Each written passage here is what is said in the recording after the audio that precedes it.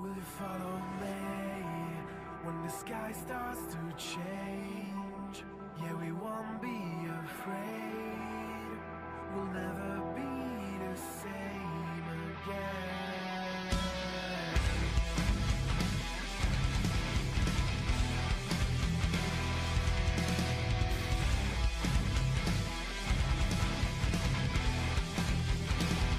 We'll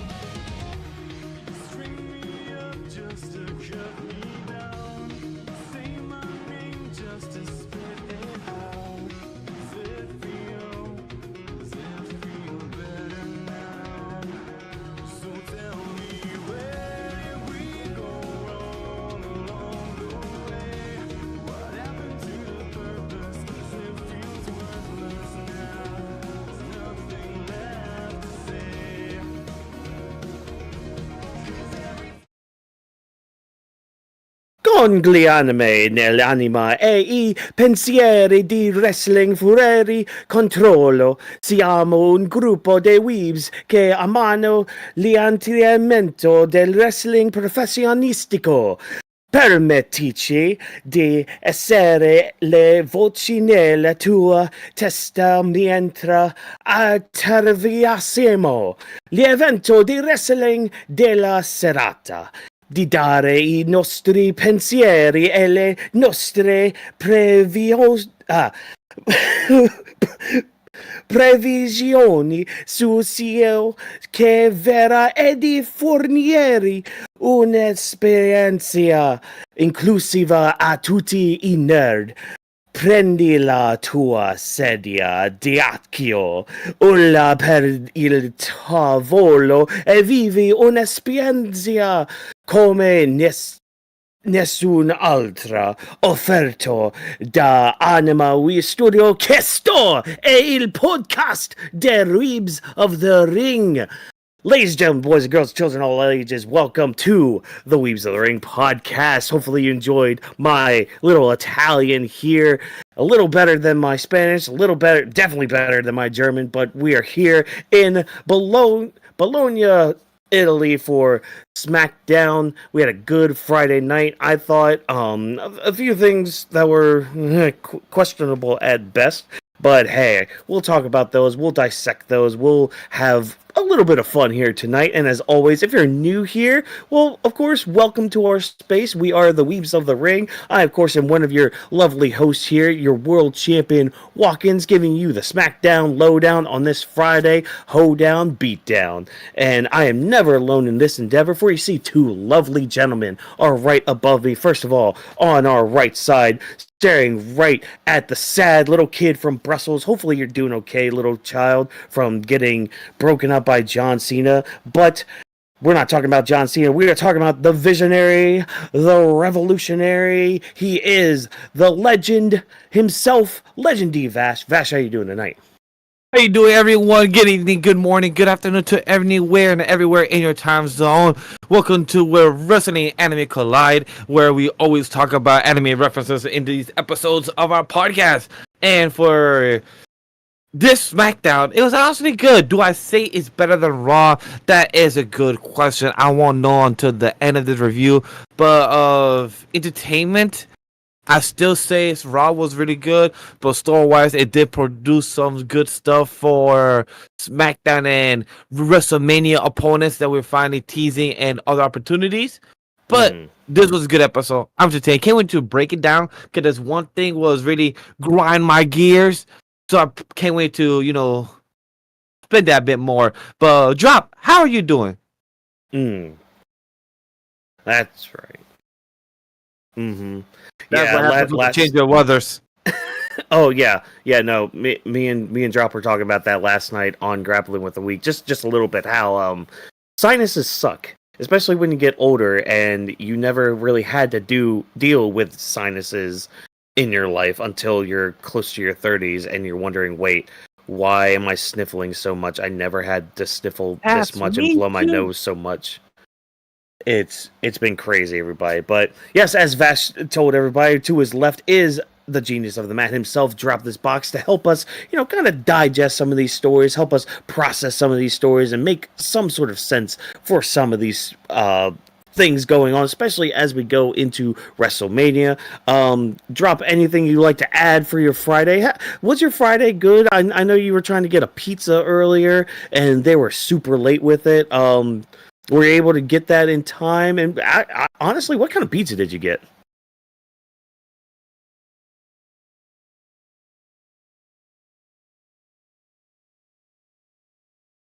Oh, okay.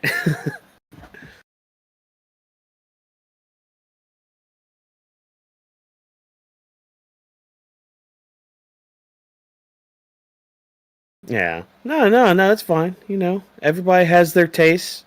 Whether that's right, wrong, hey, that's for you to decide out there. Not here for us to argue with, because we're not here to argue about whether pineapple belongs on pizza or not. No, this isn't your pizza podcast at all, even though we are in Italy and, maybe it's part of the Italian dishes you eat, but we're here to talk about SmackDown. Oh man, what a fun show we had in certain spaces and all that. But let's just start. Let's just dive right in. We have our big headline story tonight, where we had three Yonko. I'm gonna just pull out there because the One Piece references will always be there because the One Piece is real.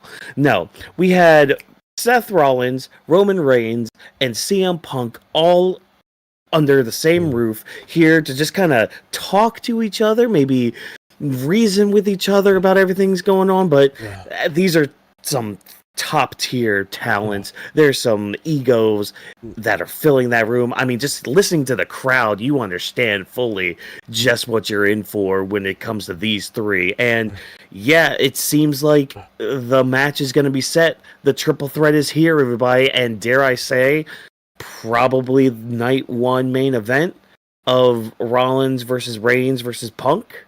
Because I mean, you look at the names involved, that's kind of main event worthy. But I'm gonna bring it off to you guys. I'm gonna start with you, Drop. What did you think of this segment that started us off tonight? And I guess the possibility now of this being the triple threat match for WrestleMania. I will say I was expecting a little bit more out of this. I will come out and say that because I thought at first when you were going to have these three guys in the ring, I thought you were going to have them spit the venom that they needed to do when it comes to venting their frustrations, when it comes to Roman's part, when it comes to Seth's part, when it comes to Punk's part. I feel like we didn't really get enough of that, and they had plenty of time to do it too. It's not like they had 5 minutes to just run right through this. They had plenty of time to do it. But I don't know if I really wasn't that big of a fan of it just breaking into a brawl right away. And that's a common theme I've noticed a lot recently when it comes to a lot of these builds. There's too many brawls, especially when it comes to pull apart brawls. And I know how you feel about those walk-ins because we talked about them plenty of times on the show. It just seems like they get thrown together too much. Like, I can understand if you want to put it like in between, but if you really want to start building this match and everything, I would expect to get, a little bit more history when it comes to, Punk's involvement now, because now we know everything that has to do with Roman and Seth. If you follow their careers over the year, you already know the story and everything around them. But when it comes to Punk, that'll be interesting to get into when it comes to, things that transpired when it came to the years where Punk was there before he left and came back 10 years later. Like, I'm not sure if everybody knows this, but, there was even things said in the past when it came to Roman and Punk about how Punk never looked at Roman as that guy to really be in the Shield. And Roman could have easily used it as fuel to really shoot back at Punk and say, oh, you really thought I wasn't that guy? Look where I am now. I'm the biggest guy in the company. I'm making him a lot of money. I have like one of the highest paychecks and stuff like that. Like, he could easily just glaze himself and pretty much say, I accomplished a lot, so what you said about me was wrong. He could easily use that as ammo to fire back at Punk, and then talk about the little scruffle they had with the Shield and everything.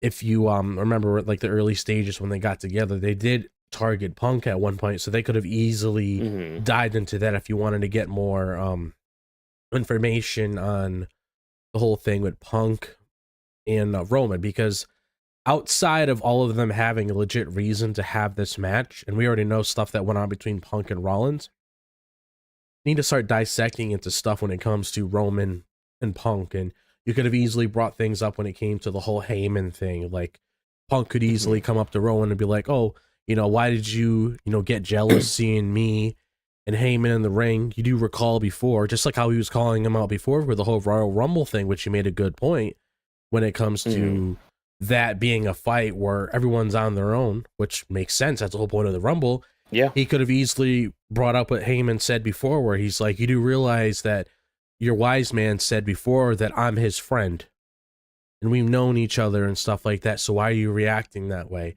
There's like, we know why he reacted that way, but there could have been like a lot more there to really start adding like more tension between the guys instead of attacking somebody because that's my wise man and everything like that. It's like, oh, well, Punk screwed me, so I screwed him.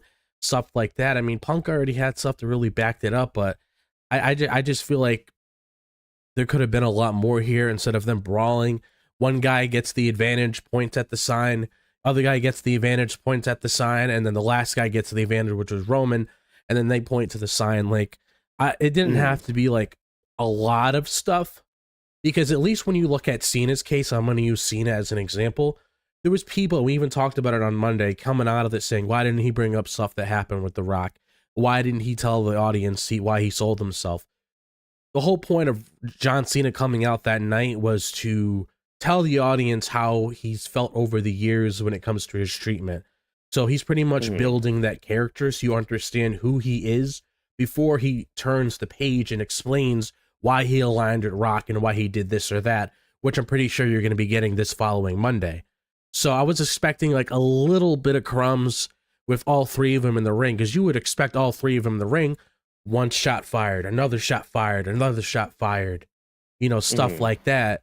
But it's like it felt like there could have been a lot more there. Like, I feel like what you took from that brawl, if you wanted to end it like that, okay.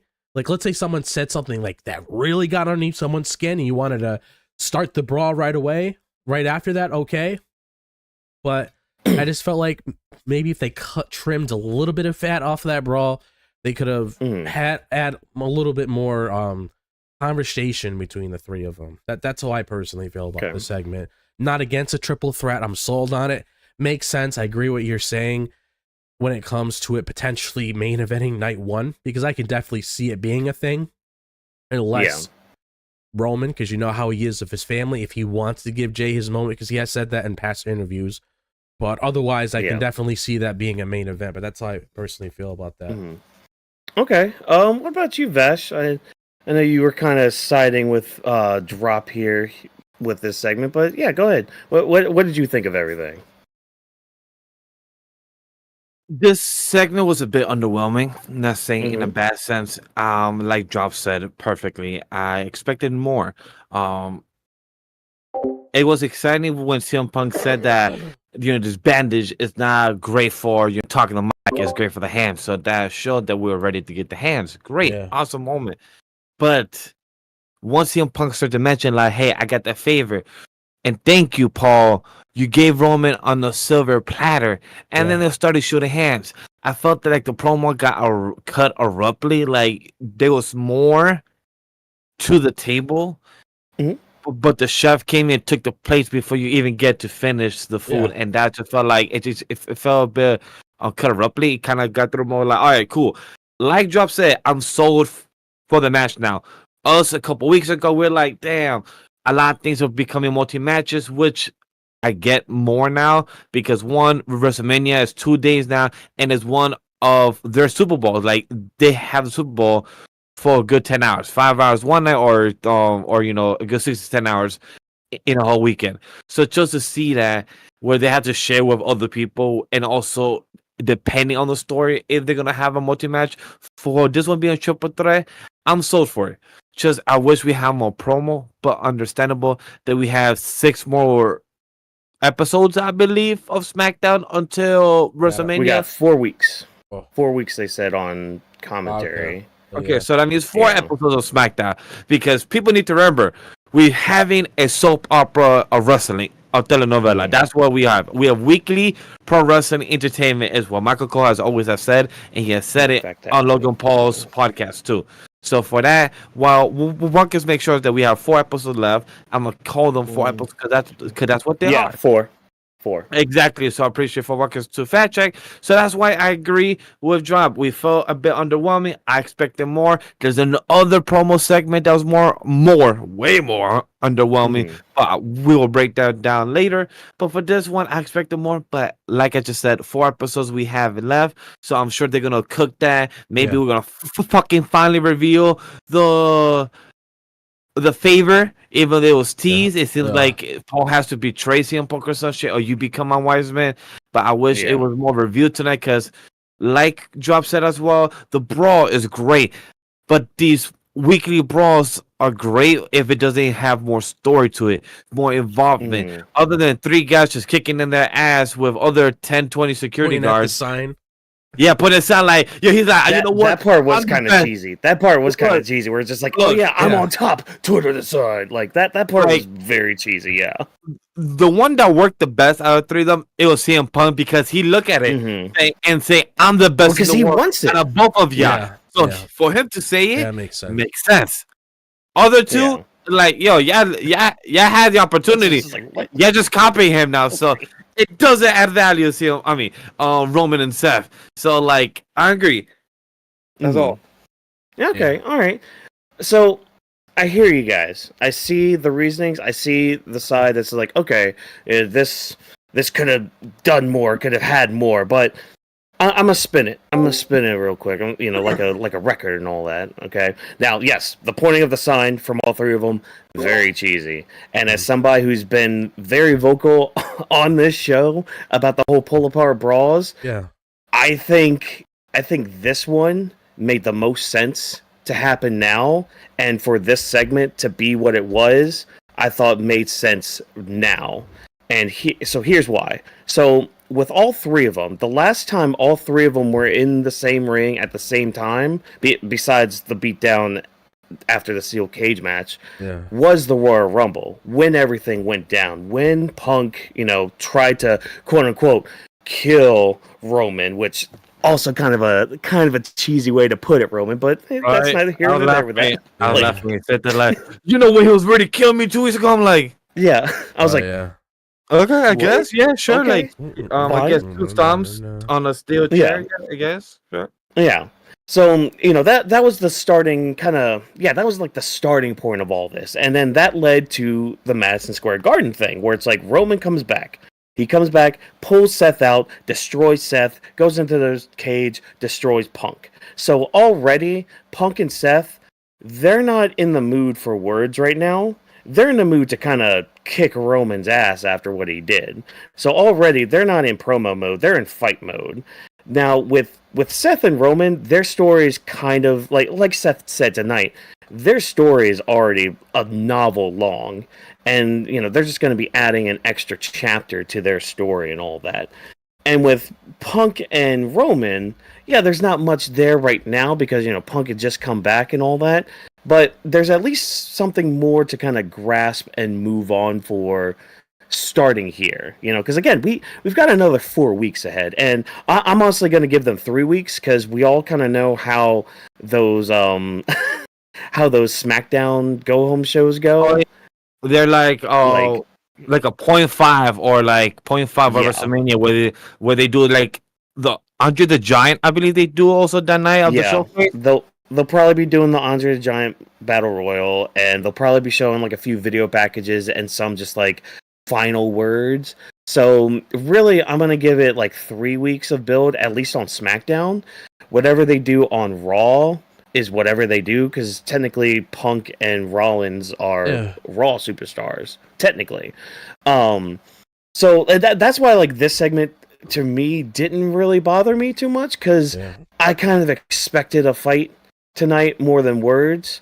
And again, we've got like 3.5 weeks to do more promo work, especially from like Punk's side of things, because like even Punk tonight, and I have to go back and fact check this part too from what Punk said. I would have to go see, because he made a comment, you guys have never beat me one-on-one without each other's help. Yeah. So I'm going to have to go back for that one, because I definitely know that's right with Rollins, at least in recent memory. With Reigns, I have to go back when Punk was even in the company still, because that was around the time where I wasn't really watching too much. And I just have to double check with that. But I just think Ambrose. Yeah, it might have been, But I think, with everybody kind of feeling like you guys made the comment of like, oh, it's like the chef took away the plate before you were done eating. It's like you could think of it that way, or a way you can kind of think of it too. We just got the appetizer for it all. Yeah. Like we just got the small little taste. Like not even the appetizer. We got like the scent of what our meal is going to be. Like, we ordered the steak. We ordered like the half pound, quarter pound, whatever steak you got at, I don't know, Outback Steakhouse. The first steakhouse I can think of, whatever. Big Whoop want to fight about it. I don't care. But you got like the steak that you've been wanting for like months. You've been like, yeah, we're going to go to Outback and spend all this money. I'm going to get like the big top steak. And then like you order it, and then somebody else like at another table ordered it too. And so the waiter just walks by, you get a good sniff of it, you're just like, oh, that's what I'm going to be getting soon. That's what I'm going to be getting. So I think that's what this segment really was. It was just kind of like get us prepared for that, because again, like, especially when it comes to like Seth and Roman and Seth and Punk, what more could they really say that they haven't already said to each other? I guess with like Seth and Roman, they could start playing off of recent history. So like from last year's stuff and all that, with like Rollins, telling Cody, hey, I kind of created this monster. I need to end it. Well, see, here's another spin on that too. Punk kind of created the Shield. So Punk in a way got you guys together. Punk in a way led to Seth. Like you could always spin it like that. They could always spin it like that, to where it's just like, Punk, if you didn't get us all three involved, this would never have happened. And then Punk could always bring up, like you were bringing up Drop, where it's like Punk didn't originally want Roman up there. Like he didn't want Roman involved in the Shield at all. And yet he still got him involved. So I wonder if they will bring up in the story of how with CM Punk, he was originally supposed to be the mastermind, or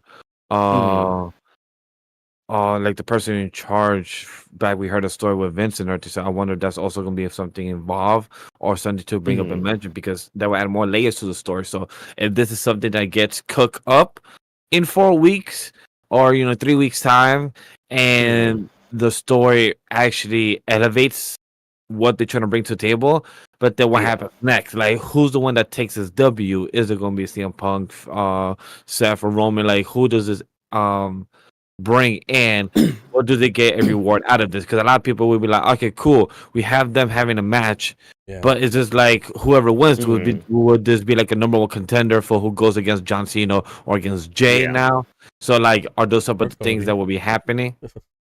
Yeah, and that's the other thing too that I want, like, because I said, when I say, oh yeah, there's still 3.5 weeks of it to like build and all that stuff, and it's like I can trust WWE a little bit more to make this story build more than I've been able to trust them with like the Jey Uso Gunther build, or as we'll talk about later on, the Tiffany Stratton and Charlotte build, because those two builds have been very, very lackluster. And one of them being like, what are you guys even doing? How are you guys even writing this? Like, I at least trust them to put more care and attention to this feud and this match more than the others that they have kind of really dropped the ball on. Yeah, I mean, that makes sense, because this is like, it's like that's the thing about a lot of wrestlers in certain company, because you look at AEW's case, you got Will Ospreay's one of their big top stars, you got Swerve Strickland, you got Moxley, who's the champion, so they're obviously going to put some focus on him. And then on the women's side, you got Toni Storm, they're trying to build up Megan Bayne right now, Mercedes Moné with whatever they have going on with her. So it's like they have their own group of people over here, and you look at WWE, they got John Cena and Cody, they got Roman Reigns, they got Seth Rollins, they got CM Punk, they got Io, Bianca, Rhea. So it's like there's always going to be certain people they cater to more, and that's not us saying that as a bad thing in a way where it's like other people don't really get that sort of involvement, like a Zelina or a Candice LeRae, something along the lines of that. That's what makes them the money, and that's why they cater towards that sort of group of people. But so I do agree that this will definitely get some care when it comes to Roman, Punk, and Seth, considering how valuable they are to the company. So when you look into that, I'm not worried in the slightest when it comes to how they're going to be treated, because they're always going to get more attention compared to people that are like lower than them. Oh yeah. Yeah, but and I do acknowledge again there was a lot left on the table and all that. So I do get why people might feel that way and all that. I just think there is a lot more to leave on the table. So it's kind of like what we were talking about on Monday with the whole John Cena Rock thing. It's just like, okay, well, there's a lot more that goes into that. Why blow our load so early? And I feel like tonight, with it being a brawl, made a lot more sense to have it now than any other time that we've had these pull apart brawls, but and that's coming from the guy again who has been adamant about these pull apart brawls, but and even with them being all cheesy, being like, oh, WrestleMania, like that that kind of took me out of it, like oh man. But yeah, I mean, not much more to kind of go off of here. I mean, again, Punk did mention the favor. Yeah, not sure what that's going to be yet. Or I will say this about the favor. I hope it's something that's important. I don't want it to be something underwhelming where it's like, I want to get added to this match. I would not like that if that's the case. And I'm not saying that's going to happen, but you can understand where I'm coming from, where that might be a possibility, considering that it started with Roman and Seth in the ring talking about it's time to write the next chapter. I don't want it to be something as simple where it's like, okay, these two guys, they've been in main events before. They can easily main event a night one of Mania. Paul, get me into that match. Like, I don't want something like that. I want it to be one of those things where it's like some sort of either it involves Heyman, which I wouldn't be against, because for all we know, Punk could be walking out of Mania as a heel, could fucking backstab, Heyman could easily backstab Roman. You don't know. That could easily happen. Yeah. And I'm not against the heel Punk. Exactly. That's personally my favorite version of Punk, to be perfectly honest. But it's like, I just want it to be something that stands out, nothing stupid, because they've been hyping it up for so long. I want it to be something very valuable. It's almost like when you complete the Pokedex and you get a Master Ball. I want it to be one of those things where you get something very valuable rather than just finding a fucking like repel. The shiny charm. Yeah, rather than finding a fucking repel when you're like walking down a road. Oh, look, a fucking repel that lets me use it for 100 steps, and then I just throw it away after that. Like that's my only concern with that, and I don't think it's going to be anything stupid.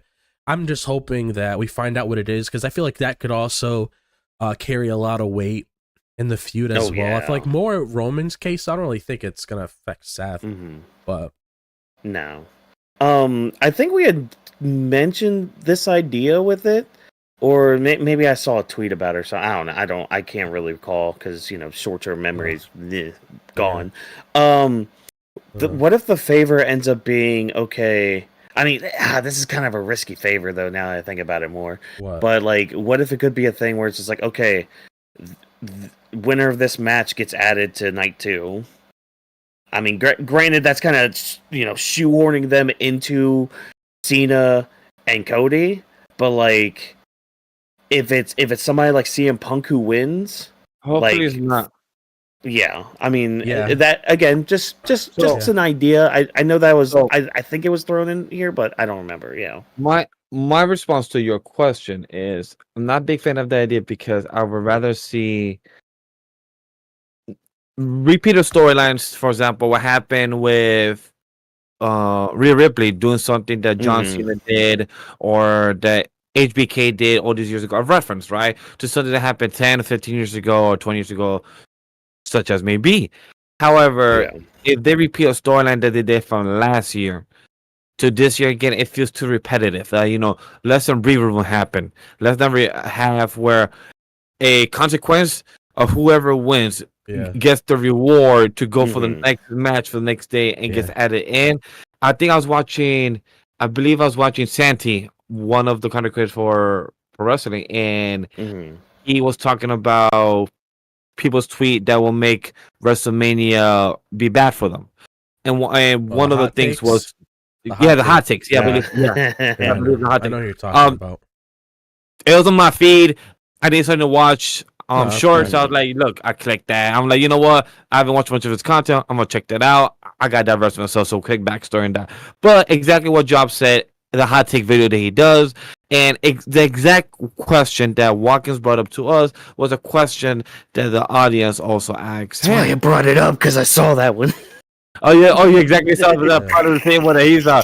And Yep. his same response was my response, because every question he's responding, I paused it just to give myself like my own response first, and then hear his response. There's a few that me and him flip, but most of them like we're on the same page. So it shows that hey, I'm new to this content creation in the pro wrestling, but it shows I know my story, so I'm glad of that. But it shows that I also got that fan in me.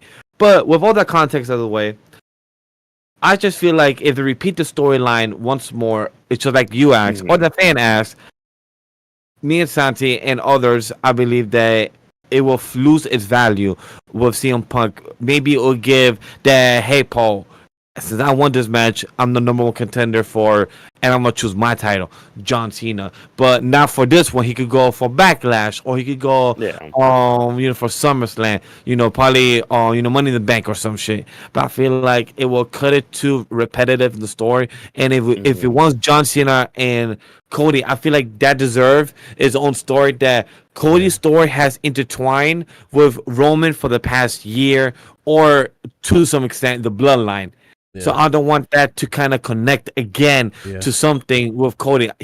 People like the audience been complaining, yo, Cody needs his own shit. Get him away from the bloodline. His story has been like only 3 weeks to a month of story with set opponent, AJ Styles, Logan Paul, examples for others, KO, and now that led up to a longer feud. But we have him connected now to the Roman CM Punk thing. It'll feel like a repeat.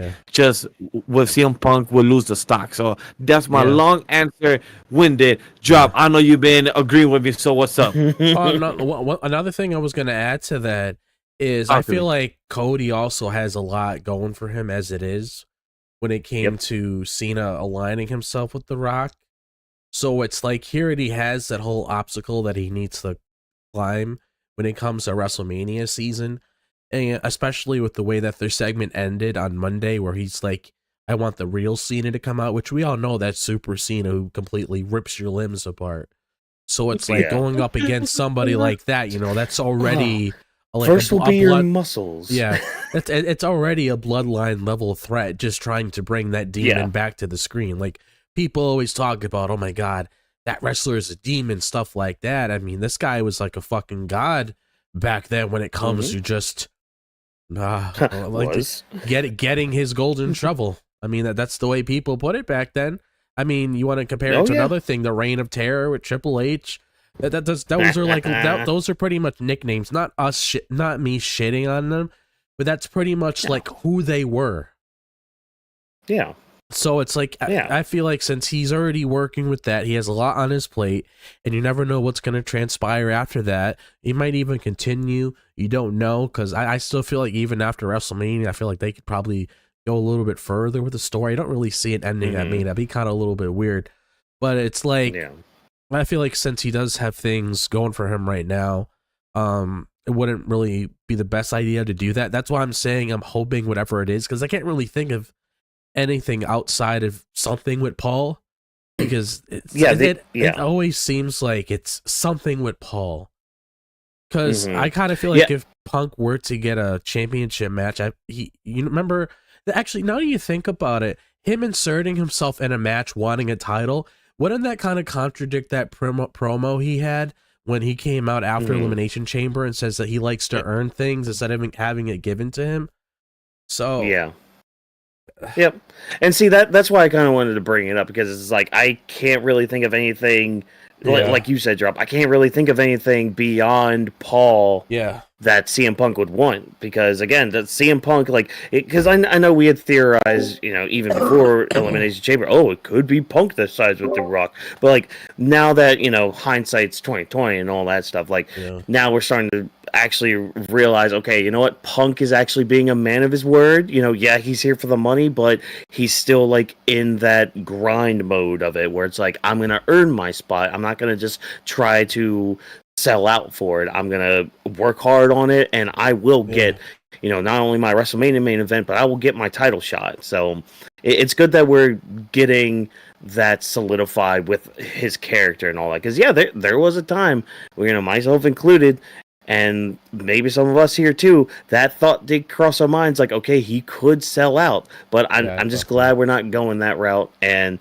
again, that's why I wanted to bring that up, because like, yeah, I don't want to push that aside too much. Like, I want to at least give it like that, like 0.0001% chance. Yeah. You know, because I never want to say never, because again, Punk came back to WWE, so you really don't want to say never, say never. Yeah. But yeah, so I think we'll get more substance as the weeks go by, and we'll, you know, probably dive more into some of their history as they dive into some of their history as well.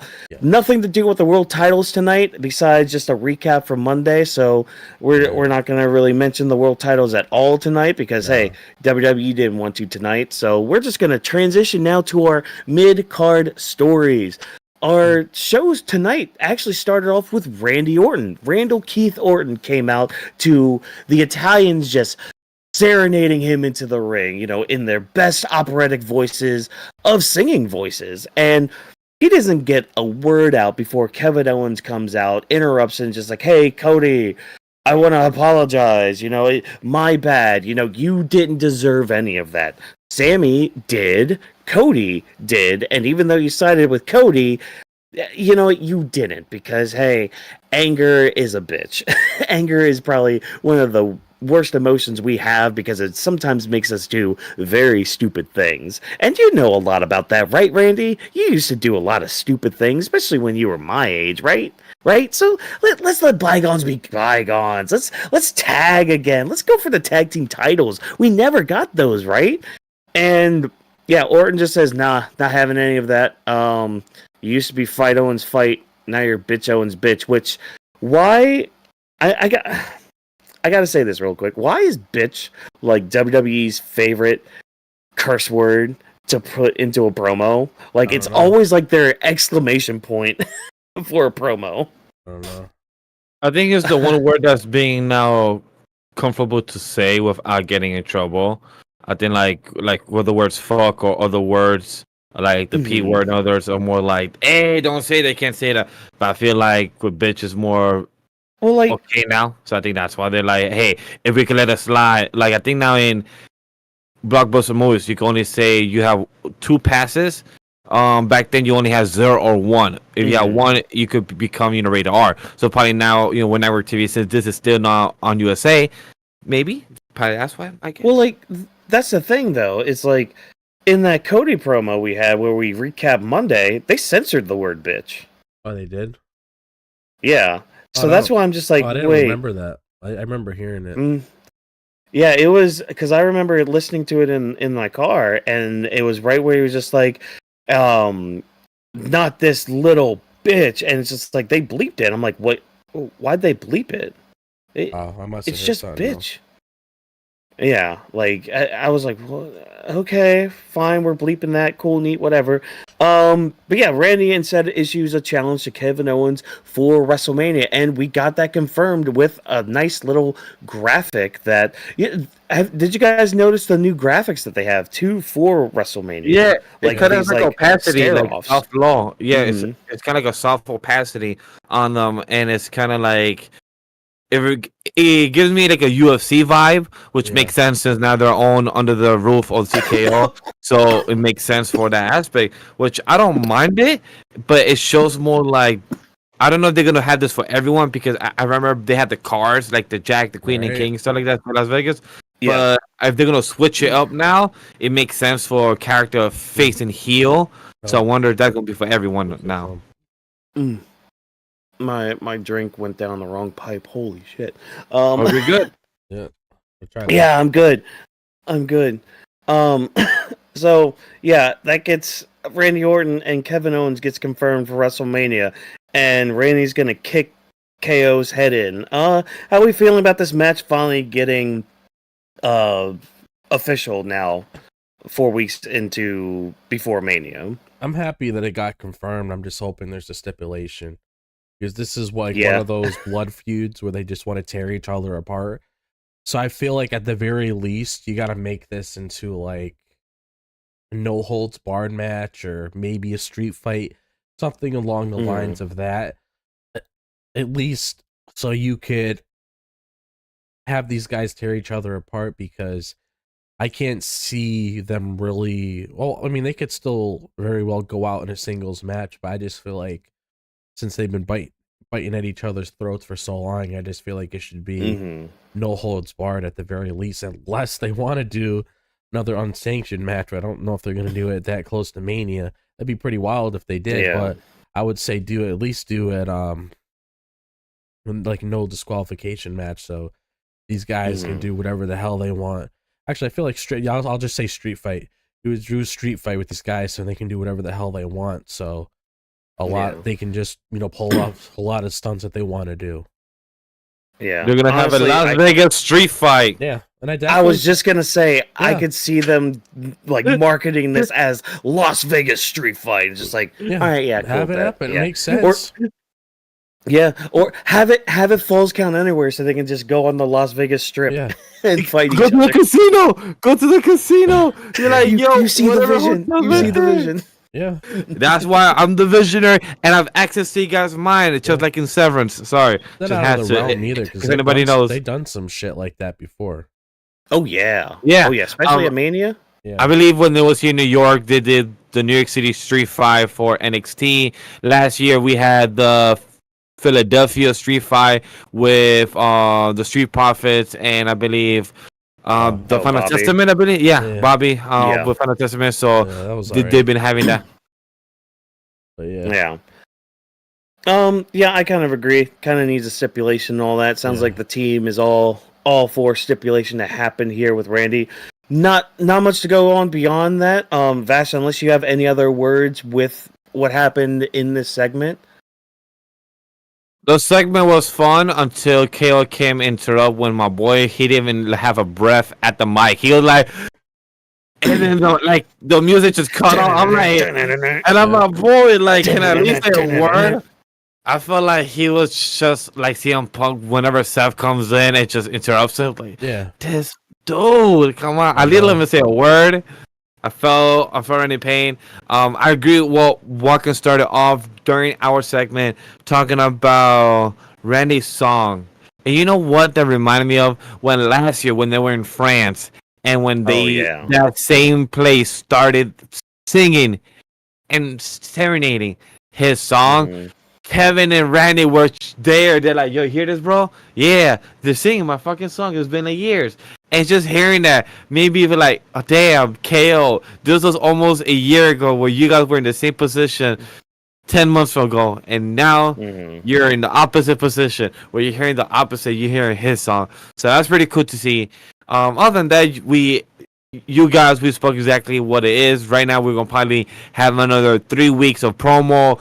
See what they could have, probably a sign-up contract, or when Nick Aldis talking about probably a stipulation, because right now Randy's hearing voices. Yeah. I saw somebody posting. My apologies, but I saw somebody post like a theory. I don't know how you guys feel about this, but I don't see the vision. I don't, but I like the possibility though. I'm not sure if this was from Santi or if it was from somebody else.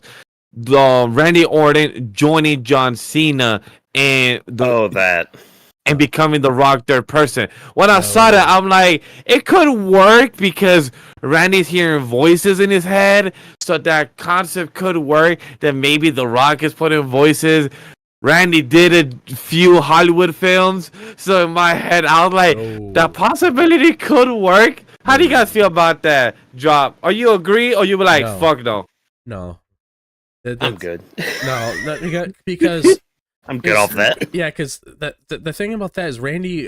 That's just been a thing with Randy forever. Yeah. Ever since he came into WWE, that's just been a part of his gimmick.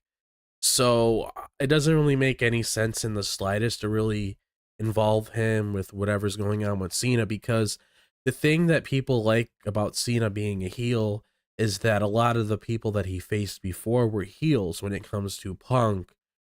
Well, a lot of the people he faced before are faces when it comes to Punk, when it comes to AJ Styles, when it comes to Randy Orton. So now the roles are reversed. So it doesn't really make any sense in the slightest. And again, we can't always involve all these different kinds of people and like other stories just for the hell of it. Because what is Randy realistically like? What does Randy really need to gain from aligning himself with The Rock? He's already gotten everything, and it doesn't really make any sense. Like that's honestly like some like my GM bullshit. Like trying to incorporate into like an actual storyline within the WWE doesn't really make any sense. It's very lazy. Like I don't know, that's kind of like one of those things where you just throw something at the wall and expect it to stick. Like I would not be a fan of that at all. And it honestly, and he's also been down that route before, just like how we talked about Seth before and all these other people that sold themselves out. It doesn't really make sense in the slightest for them to do it again, because they learned from what they did before and why it was bad, and why they acknowledge all of those things that they did in the past. So it doesn't make sense to revisit that. I'm definitely not a fan of that. Yeah, plus I'm more intrigued for a face Orton, heel Cena face off. I think that has a lot of legs to run with. And we have the perfect opportunity at Backlash. St. Louis literally is right there at the marketing. Like, we know people are theory crafting. We have theory craft. We said it once, I think, grappling when they say St. Louis is Randy versus John Cena. We never thought we'd get Randy as a babyface versus John the heel. In never 25 years we thought we'd get that, but now we get it. So like it's right there, perfect. Yeah. So, yeah. That. Oh, I guess the only other thing I would mention is at least Orton knows the words to his theme song, because he literally just started spitting. He's just like, "Look, I started hearing these voices inside my head. They counseled me and they understand and they told me this, blah blah blah." So it's just like, okay, you know your song. I'm glad. Again, you know your song, your actual tune, your actual lyrics. Keep that in mind for later on in this show as we transition now to another match that we had. This is actually the first match that we're talking about tonight. Liv Morgan taking on Jade Cargill. Now this this stemmed from not only last week when Jade was interrupted during her interview by Liv Morgan, but Liv kind of gave a little bit more insight on all this. You know, she was in the back with Kathy Kelly, and she had said, "Hey, look, Jade had enough time on Instagram to update her Instagram with different photos and all this other stuff. So she had enough time to do that. But did she not have enough time to, tell anybody who attacked her? Maybe clear our names because we were falsely accused? No, you're just going to keep posting, very beautiful photos of yourself? All right, fine, whatever. Well, forget you then. I don't want anything to deal with you." So that's kind of why Liv confronted her last week. And Jade even had a quick interview with Kathy, and she basically said, "Look, Naomi, you need to watch this match because this is just going to be a taste of what I'm going to do to you. So once I'm done with Liv, you're on." And they had a match, and not going to lie, this was really good. I had mentioned in our chat too, like Liv's actually come a long way since even dropping the title. Like I was already, digging her work as champion from the past year, but ever since she's dropped the title, it's almost like she's kind of upgraded herself a little bit, or like leveled up, because I can't really put my put to words what it is. It's just I guess maybe just her overall ring presence. Maybe it's a more sense of confidence of herself inside the ring to maybe kind of lead a match. Because again, like as good as Jade is, she's still somewhat green in terms of wrestling, especially compared to like her, co-workers and all that. But yeah, I thought Jade and Liv put on a really good match tonight with each other. So I kind of just want to start with the match. What do you guys think of the match overall? Drop. If I may go first, because this match was something that I didn't expect as well. I'm on the same boat with you, Watkins. This match was, I was curious to see how Jay was going to win this, or are they going to give this the win? Because now Liv is also a tag team champion with gold. And for our viewers and audience, if you guys have heard how we have felt that when a tag team champion loses, it just makes it now they're going to be a tag team opponent in the future. Yeah. So for Jade to win right now, it just adds more stock to her. And once she said in her promo, like, Naomi, I know you want you at home, I'm like, nope, she is probably gonna pop out and fight her later, and exactly did. Naomi, I love the fit, caution yellow tape, very smart as hell. As well, the Mona Lisa or the Mona Liz was a really beautiful That painting. was so cool. I loved seeing that. I love how WWE highlighted that a couple times on their social media and on the show. That's really cool. So props to them. But the match was really excellent. My guess, Walkers, to your questions, is it confidence? I believe it's confidence, but also she had a weight off her shoulder of the world title, and she was handcuffed. So I'm showing her full potential because it was more story about more Dominic and when Rhea, and it was, I feel like it was holding her back. Like we have spoken about before, back when the feud was happening, we felt like girls holding back in her in-ring appearance because we have seen her in a few of the matches where she's been a lot cleaner and a lot better when it did involve Rhea. I believe it was her, Natalia, one at a time, or Liv or somebody else. But showing this match with Jade, it was a good opponent. It was good back and forth. And her Oblivion being non-executed 2 times in a row and having that third one executed was very well done. And it felt more aggressive, and it felt very polished when it comes to Jade, taking the pin. Because Naomi coming out right after, I really loved it. Yeah, I really liked how because that's the thing, like, Liv did go over, but, there's a little asterisk to it, where it's like, okay, she kind of had some help, not only from Raquel, but Naomi coming out. But yeah, Drop, go ahead. What do you think of this match? Well, another thing to throw in there as well is this is Jade's first pinfall loss, too, since joining the company. Yeah. So this was the first time that she ever got pinned, and it makes sense for it to be Liv Morgan, at least somebody that's at that level when it comes to like a main event talent, rather than it just being some nobody. So nobody, I mean, like, you got to make sure whoever does do it, it matters and they take something from it moving forward. But I thought this match was really good because now that she's out of the tag division, she can go out there and show what she's capable of doing without Bianca or Naomi by her side. And I definitely agree with the whole Liv thing of her improving, and it seems that a lot of other people are acknowledging that as well. So it was just really nice to see this match take place and for them to put on a pretty good match. Naomi's involvement made a lot of sense because, I mean, for the past couple weeks, we've had Jade get the upper hand on her. And when it comes to situations like this, when it comes to the back and forth of who gets the advantage, there's already story there. Like, probably, I would say probably like one of the stories that's currently going on with the company within the girls that actually has like a pretty strong build. So at least when you incorporate those elements, it makes sense rather than it just happening off the cuff just because you want to pop the crowd. There was at least, a lot of build with this, and it made sense for Naomi to take this approach when she comes across Jade again.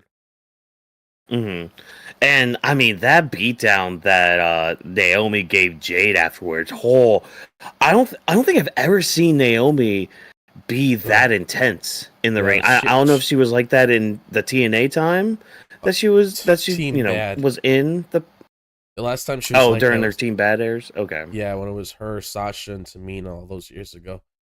She had the similar look too, with the way that her hair was all curly. Okay, I thought, because her hair looked very similar to what I thought I saw in the past, but I think her Team Bad era, that was around, I think they were ending that around the time I was watching. I don't know, I don't remember too much of like the Team Bad stuff, because I remember it was like them, and then I think like, Becky and Charlotte were kind of teamed with Paige, and the Bellas had, I think, what was it? It was Alicia Fox, I think? I believe so. I don't remember. Yeah. I just remember there were like 3 teams. So this has been a better run when it comes to the heel that we're getting now compared to before. What you guys talking about? This is much better execution. She feels like she was more confident. I love that she did the pose of Jade Cargill doing this too. Like this was well executed, like showing that persona of her, showing that dominance. So I'm very happy for this. And now it made me believe. Not to go on a full tangent, but I believe if Bianca wins at WrestleMania and it's not Io, because those are my two options. Now Rhea is going to win. It's either going to be Io or Rhea. Yeah. But if Rhea wins, whoever wins between Jade and Bianca, Jade and Naomi at their WrestleMania match is going to be the first opponent for Bianca. And I think it will be Naomi winning that match. That's going to be my far reach right now, 4 weeks early before we do our predictions video. Yeah. Okay. All right. But yeah, it sounds like the team's all in agreement. We enjoyed this match. We enjoyed the build that is going into Naomi versus Jade at WrestleMania. Yeah, it's really heating up, and probably one of the hottest stories I think coming out. At least that doesn't involve a story. Yeah. Or not story. Sorry, doesn't involve a title. Words are just escaping me today. So yeah, this is definitely one of the hotter stories going without a title. I think. Yeah, I'm excited to see where we're going from here and how we keep building towards WrestleMania. Because again, 4 weeks away. We got plenty of time to kind of cook some stuff. And speaking of cooking, we have a fine meal being cooked up here. Hopefully it is a roasted pig over an open fire, cooked by one Jacob Fatu as he gets revenge on a certain cousin of his. Because tonight we had Jacob Fatu taking on Braun Strowman, and we found out during this little backstage meetup with LA Knight and Braun, because LA Knight, he was just back there to kind of wish Braun luck in his fight with Jacob Fatu. Yeah, not a match, a fight. But we find out through Braun that apparently the winner gets a shot at LA Knight's US title next week. So already there's a stake going into this match. And man, both men, again, big meaty men bumping meat. You know what you're getting with this whole meaty action. But Jacob Fatu gets disqualified because Tama Tonga and Solo Sikoa decide to beat up Braun instead of, helping Jacob win. They end up just beating up Braun because apparently he was going to lose anyways from what Solo and Tama saw. Oh. And, the crash out we had afterwards. To me, already, we're getting Jacob and Solo at Mania. If it wasn't already obvious before, it's obvious now. We're getting those two at Mania. And when we do, I hope to dear God Almighty, Jacob Fatu absolutely obliterates, destroys, devours Solo Sikoa at Mania, because my boy, he's hungry. He wants some titles, and I cannot wait for him to do his thing. Vash, you were the one naysayer. You were the one who went against our own mascot of this wonderful podcast. Why did you go against your heart? Why did you go with your brain? Why? Why did you go against your heart? How dare you? Didn't you know? Haven't you? Oh, wait, no, that's right. You've never played Kingdom Hearts, so you know that your heart. What do you mean I did? Wait. Guiding. Which one? Did you play Kingdom Hearts 3? No, Kingdom Hearts 3. No. I have not played 3. Yeah. So you don't know that your heart is your guiding key, which is why you were like, "Oh, Braun Strowman's gonna win." But go ahead, tell the audience why you betrayed us, why you thought you were doing the right thing. Like, so you're the Solo right now. You're the Solo Sikoa right now of this podcast. Look, Chat, why I will give you the Smackdown of tonight is because the vision already saw it in today's time. If you guys want to join our Discord, it's down below in the description in the link, because the SmackDown thread is what I want because it's talking about. I said it when the match was starting or about to start because the promo of, like he said, the Braun Strowman and LA Knight. I say, yo, we're gonna get LA Knight versus Braun Strowman next week, and Walker's like, nah, it's gonna be Fatu. And by the way, I love the chant. Thank you, chat, for saying, not you, chat, but the audience over there was saying, ole, ole, ole, ole, Fatu, Fatu, ole, ole, ole, ole, Fatu, Fatu. Yeah, they know ball. Yeah, they know ball, Vash. Why couldn't you get in? Why couldn't you get in it? Huh? I was there. I was there. I was in spirit. The only reason is because, like we spoke about for weeks in advance, we said Solo and Fatu are gonna have issues. They're not gonna see eye to eye. They don't see things coming. They have two alphas. When you have two alphas and one alpha that just lost their battle, they are gonna have two leaderships and they're not gonna butt heads. And that's what happened. Tomotaga was stuck in the middle. He's like, damn, fuck, shit. Like, yo, Solo's right, but we did fuck up the chance for Jacob to get his opportunity. And Jacob was tight. Jacob was ready to throw hands in the middle of the ring that Solo fucked him up. Like, yo. But then Solo kept saying, nah, come on, let's all attack. Let's all attack. Just attack. The fucking attack, Solo. The fucking attack. Listen to me. I'm the captain still. I'm the captain still. I felt that energy.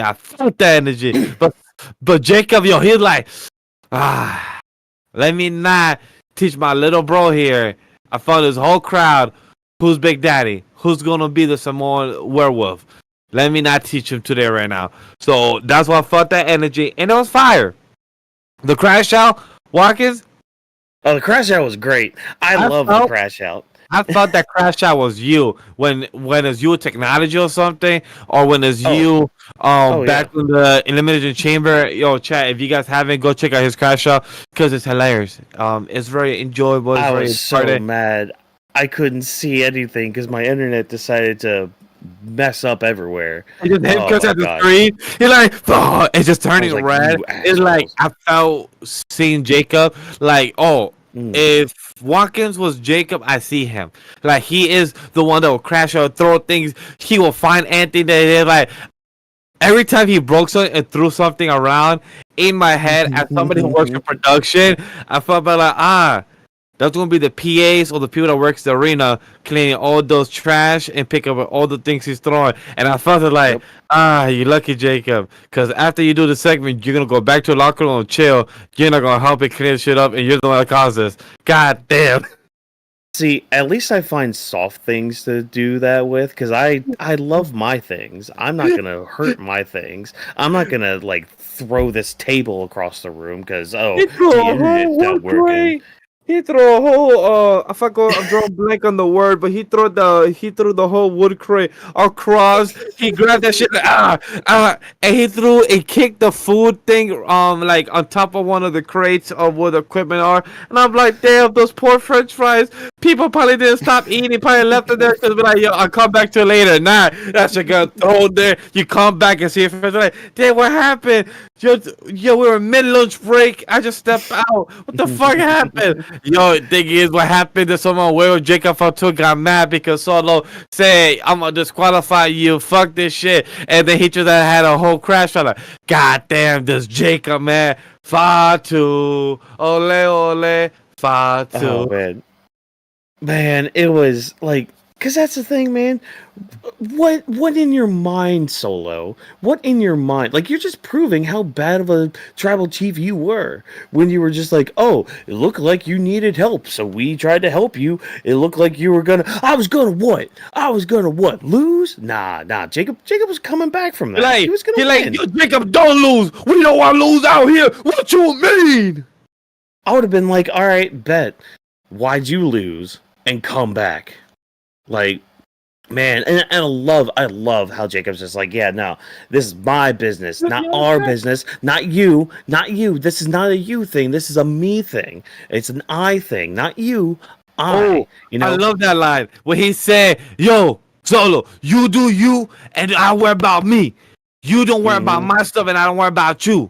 And I'm like, oh, the stuff is brewing. And Moose, I do love Jacob Fatu. We literally have made him our Friday SmackDown mascot.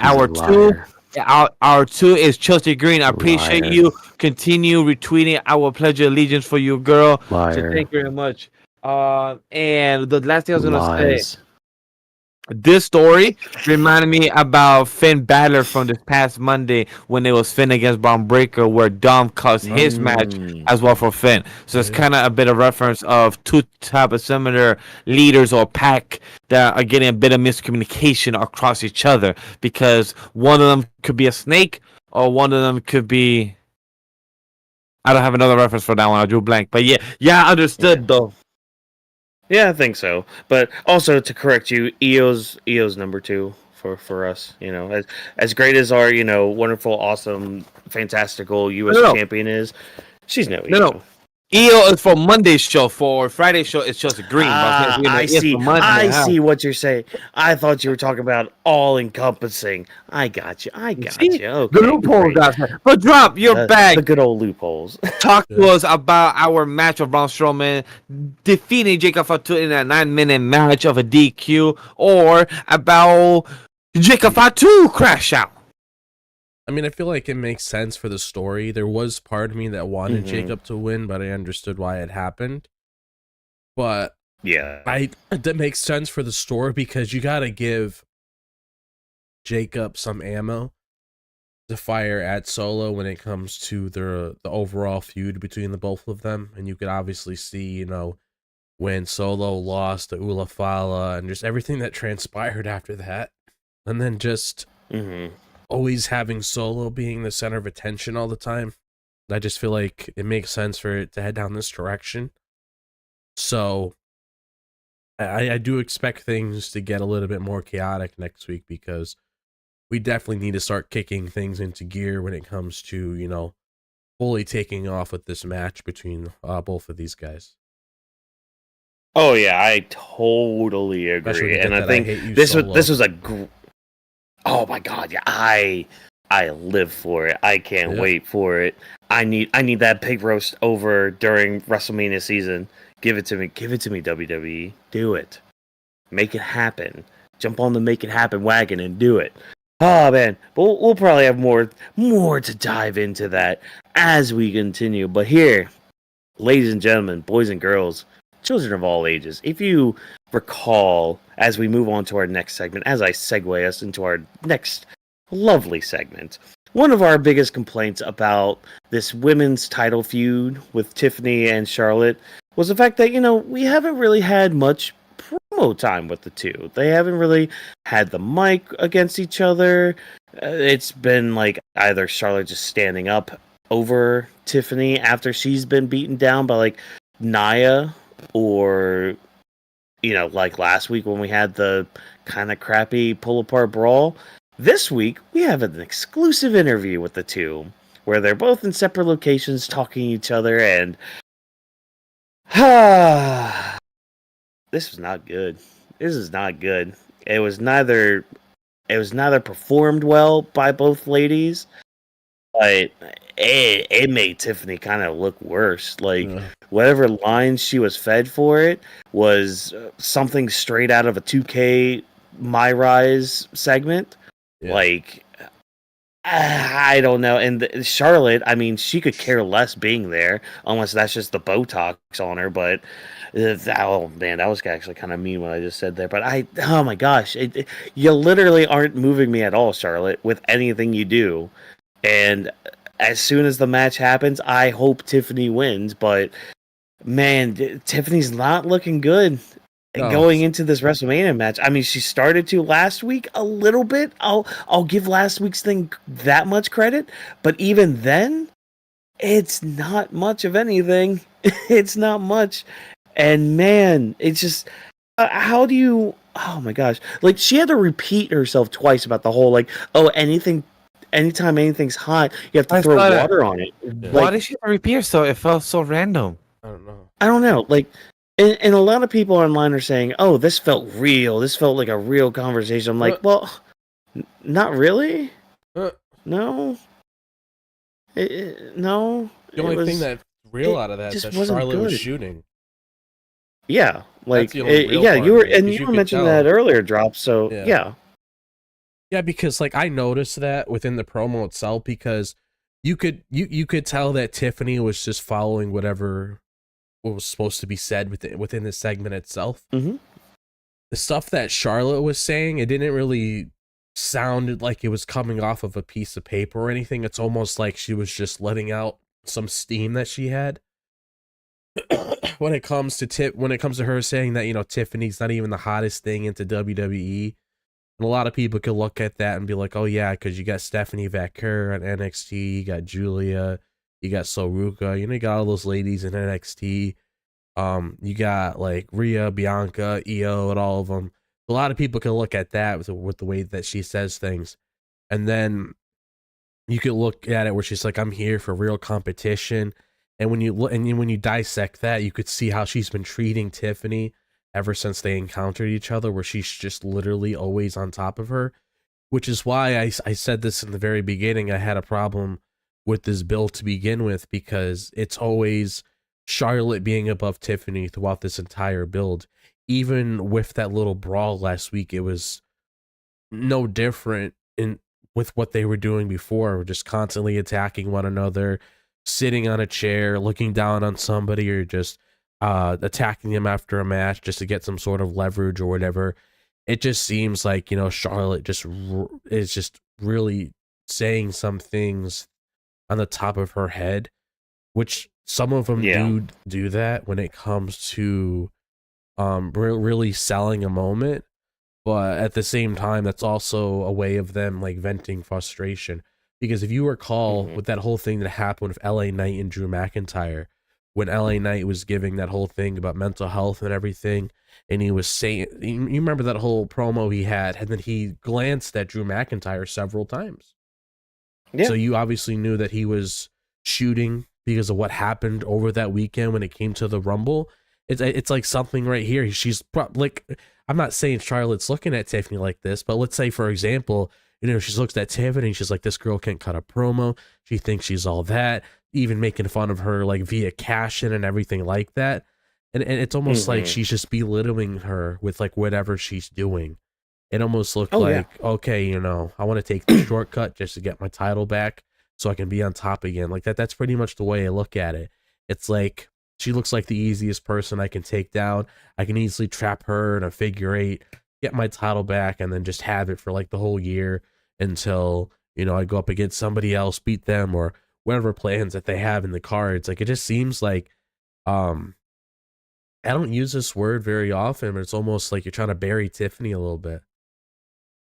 Kind of. I mean, there's an argument to be made there, and I think part of it too. I don't know if this is like Charlotte's way of trying to push Tiffany, because like if it was anybody else, I would probably run with that argument, be like, oh well, they're trying to push Tiffany to like make her better with the promos and try to not read off the script and all that. So like, I very much doubt that with Charlotte, because she's never kind of been the one to be selfless when it comes to the business, or at least from what we hear. Becky and Bayley do that more. Yeah, and Derek. Well, no, I won't say that about Mercedes yet. But anyways, didn't want to get on a Mercedes rant there. But yeah, like Charlotte's not really ever been that kind of person. So it's like, okay, I can't really run with that argument.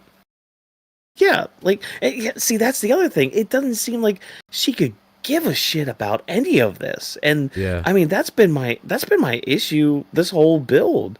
Is like, it doesn't seem like Charlotte even gives a shit. And please prove me wrong. Please do, because I would love to have some sort of interest with this, but like, again, tonight was just another example of just this build not being good at all. And I mean, a couple good lines from here, I guess. I mean, like the whole thing Charlotte was saying, like, you've always been on the ground, you've never been across from me. So that was cool. And I mean, even Tiffany trying to play upon some history they had, where Charlotte told her she was going to be like top of the business. I don't know, man. It's just, this whole promo part just fell flat to me, and because like all that. I mean, yeah, because I was looking at the things that Tiffany was saying, like outside what I was saying before, where she was talking about like all you do is when you see something hot, like you throw water at it. Like I understand what she's saying, because like pretty much like just to break down real quick what she was trying to say is whenever there's somebody on the rise, Charlotte feels like she has to put her foot. She feels like she has to put her foot. What's that saying? It's like put her foot down or something. Yeah, it's like just to kind of like stomp it out. Yeah, it's like one of those things where it's like, okay, you got a rising star with Tiffany Stratton right now. Oh my God, I can't have that. I need to be I need to be the one on top. I need to have the most attention, something like that. Yeah. So I understand what she was trying to say there. It's kind of like, you know, when Asuka was hot and then Charlotte was the one that ended the streak, and we obviously knew how a lot of people felt about that. Go back and look at the history of that. But so it's like I definitely understood what she was saying when it comes to that, because there is some truth with that when it comes to, you know, people that we've seen Charlotte work with before, when it comes to how they told those stories in the past. So it's like I understand what she was saying, but the execution, you know, wasn't the best, especially when she had to repeat it too. And it just seems like she didn't really have as much to really throw at Charlotte. So it's like I can agree that Charlotte definitely did have the advantage here.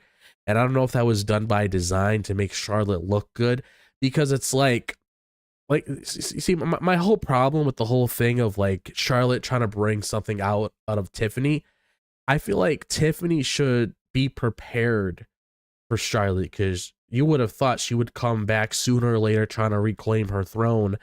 So it's like I kind of wanted to see something along the lines that Charlotte was doing. You know, it's like I mentioned in shows before, where like Tiffany could have easily said something to Charlotte, where it's like, you always see all these rising stars, how I would put it, you always see all these rising stars.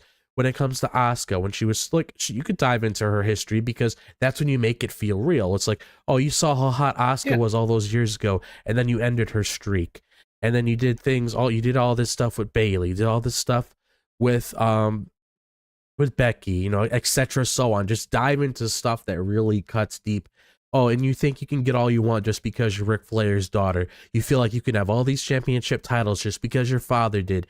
You always got a hot potato of the title because you can't hold the title longer than 5 minutes. You got to keep hopping back and forth, which, I mean, there's some truth to that too, because that's one of the many reasons why she has a lot of those reigns. A lot of hot potato back then. I mean, I'm pretty sure you remember all the hot potato with that Raw Women's Championship all those years ago. So it's like Tiffany could have like cut deep into a lot of things to get a reaction out of Charlotte. So then those things that Charlotte said back to her would also hit, because there's so much ammo that she should shot at her besides reclaiming her throne or throwing water at something when it's hot.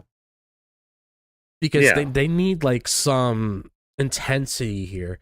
That's why I can't really look at it and say, oh, this is the best that they looked in their feud, because I mean, it's always like you could have Tiffany have her little moment there like she did last week, but it's always Charlotte, Charlotte, Charlotte, Charlotte. And it's like, it shouldn't be like that anymore. It should be at the very least like some sort of balance, or both of them have some equal footing when it comes to what's going on here. Because this is like Tiffany's big moment, and you can't really refute some of the stuff that Charlotte's saying, because you know, this is the pinnacle of her career when it comes to facing somebody like Charlotte Flair. This is the biggest match of her career outside of winning a world championship, her first one on the main roster. This is her biggest match against a 14-time champion. So you got to really take things in account when it comes to the overall presentation.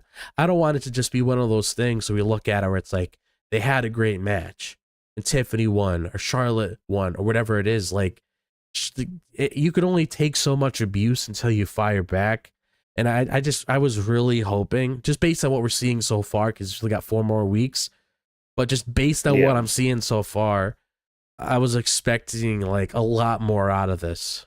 That's why like they need to have like a proper sit down and creative, because this is creative. I'm not blaming them, but it's like creative needs to really sit down and be like, okay, we see Tiffany. We want to make her one of our top stars in the company. How do we do that? How do we make her stand out? How do we have her catch Charlotte off guard and maybe embarrass her a little bit, kind of like how Charlotte is doing to her? so you can get some fans behind it, because I'm even seeing stuff online that I had a feeling was going to happen sooner or later. People are like, oh my God, what are they doing with Tiffany? Doesn't really have that same flavor as he was before. So it's like a whole, it's just like a paper bag in the wind, like a little dust ball or whatever in a desert. It's just really hard to sink your teeth into. It's like a very rough steak. You can't pull the meat off the bone, or something along the lines of that. Yeah, it's just, there's nothing to really grasp on. Like they're not really doing much for anything, and especially for somebody who freaking won the Royal Rumble. Like, look at our 2 winners of the Royal Rumble right now. We're having this crap with Tiffany and Charlotte, which I'm gonna use the word crap. I try very hard not to be that negative to things. Yeah. But it's just crap. It's legitimate crap, And then, like, you look at your other Royal Rumble winner with Jey Uso and Gunther, and that's just doing nothing. Yeah. Like, and see, like, this is why I made my comment earlier about, like, the whole, like, Punk, Roman, Seth thing, because it's like, they care more about those stories, like that story. They legitimately care more about the Naomi and Jade Cargill story than they do their own women's title match. Which, nothing against Jade and Naomi, it's a hot story, but that's not your women's title story. That's not your women's world championship story, at least for SmackDown, And I mean, even when you look at the women's title on Raw, I mean, that's a better story. Is it convoluted? It damn sure is. Is it kind of character damaging? It kind of is in Rhea's case, but I can say this: they're putting a little bit more thought into that than Tiffany and Charlotte. Yeah, that's the thing you notice. Is like Elimination Chamber winners. They have proper stories going on and everything. Yeah. Then the Royal Rumble stories, I mean, it's just falling flat. It's just for a pop. Why? Yeah. Yeah. Like, they literally won just to make people talk, Yep. And I don't want to go on that spiel about Jay again, but it's just two blinds. Two blonde. Oh my gosh. Even the thing about her being blonde and doing flips. I mean, come on, man. That's not something that's in a fucking script. No, it's not. It's not. Charlotte's literally been thinking about that the whole time. There and see, again, that's why it's like, some people could make the argument that Charlotte's trying to push her, but again, it's like I don't see that. I can't see that with Charlotte. Like that fight back meme.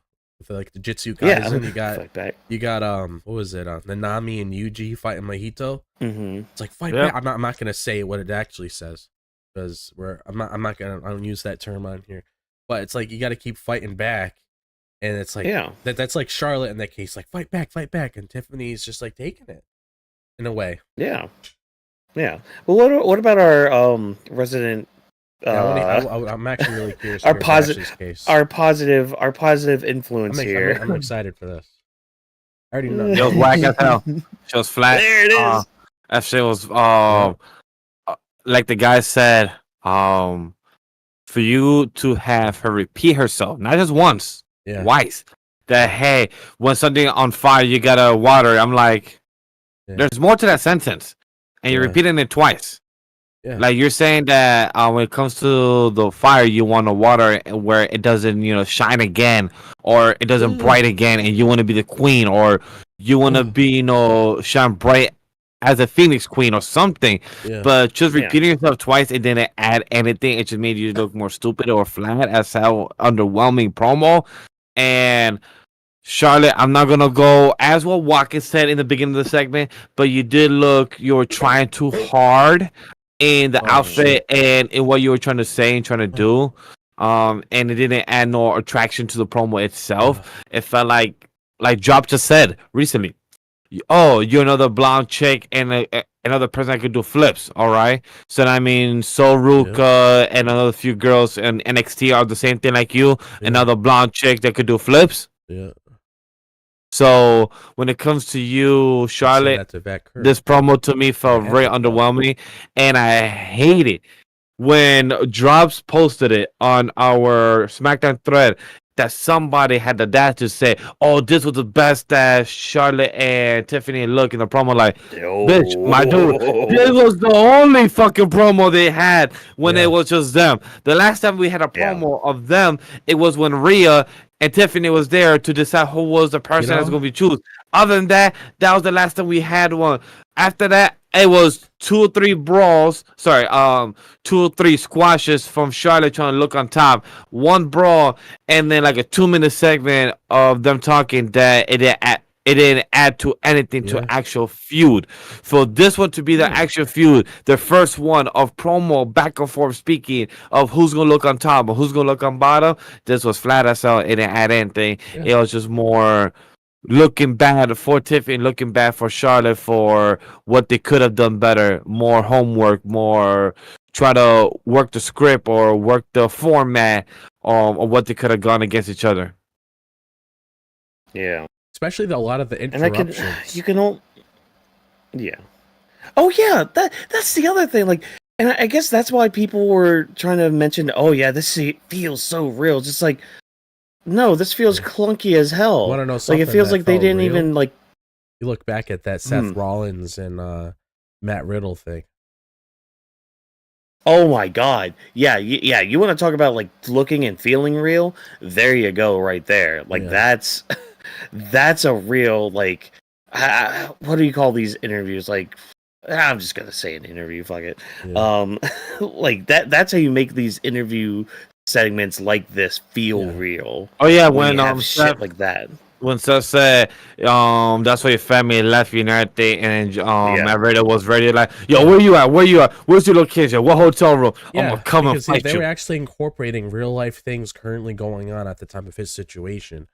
So they could have like easily. They didn't have to exactly go down. And that's why Andrade left you. That's why y'all going to another divorce.